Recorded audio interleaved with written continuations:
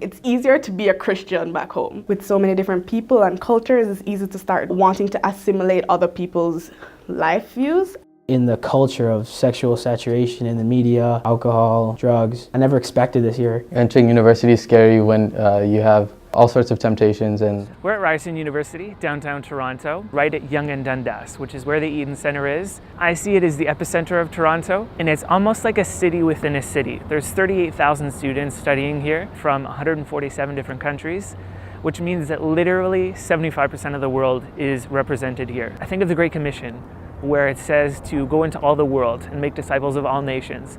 That's why God called us here, to plant a faith community that focuses on students that desperately need the love of Christ. And so we started LifeLine in 2013, and it's become a beautiful, vibrant faith community. When I go to LifeLine, just by singing the praises or listening to the preachings, I feel like a sense of relief. Hopefully with me helping out on worship, I can create that same scenario with other students. LifeLine is a church. It doesn't matter where you meet. It's just who you're with and who you're worshiping. You don't have to be a certain denomination. You don't have to fit in a mold. You can just be whoever you are in God, and that's perfectly fine. We meet every Tuesday in the campus pub called the Ram and the Rye, and we have church, time of praise and worship. I preach a message, we discuss it, we spend time in prayer, and we spend time in fellowship. We have a pastor, his name is David. He makes LifeLine very relatable. I know that when I go to LifeLine, I get my questions answered. Everything is like it was coming from someone where I was at that I could relate with. I definitely grab something from every chapel on Tuesdays, and I'm thankful for that.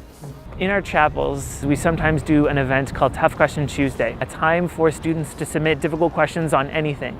Could be faith, could be life, sex, relationships, drugs, alcohol. And it's in those moments that we have the opportunity to allow students to work through questions that could potentially provide cracks in their faith together in a safe atmosphere. And we always bring it back to Scripture. What does Scripture say about what you're going through right now? I like the atmosphere, I like the discussion, I like that. we talk about things that make us uncomfortable, but in a good way. We had a non-judgmental zone where people can just come as they are. They don't have to worry about what the next person's thinking when they're saying the question. It wasn't just about students gathering to just talk about God and then go. We laughed, we had fun, we ate.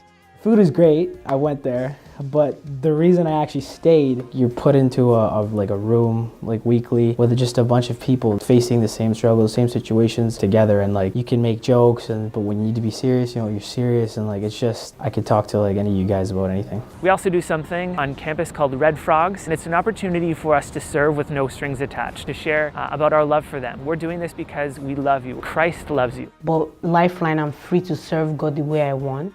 After coming to LifeLine continually, I remember you asked me to become part of the leadership team, and I wanted to be a part of that. Ways that I could literally live out my own mission and what God has planned for myself is just, helping them achieve God's goal in advancing His kingdom. One of my favorite quotes is by an author by the name of D.T. Niles. Christianity is simply one beggar telling another beggar where they found bread. And that's what we have to offer here at Ryerson. We have the opportunity to tell students we know where the bread of life is. Honestly, LifeLine is the best thing that's happened to Ryerson.